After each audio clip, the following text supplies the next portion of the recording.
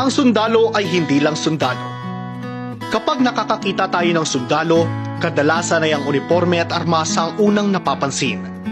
Pero kung titingnan mo ng mas malalim, makikita mo ang isang pusong handang magsakripisyo para sa bayan, para sa pamilya, hindi para sa sarili.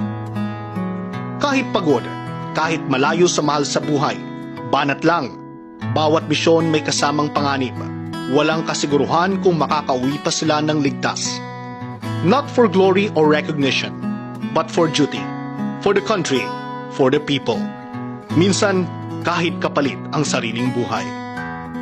Sa panahon ng mga sakuna, sila ang unang tumutugon. Sa mga mapanganib na lugar, sila ang nagbabantay. Hindi man sila palaging nasa balita araw-araw.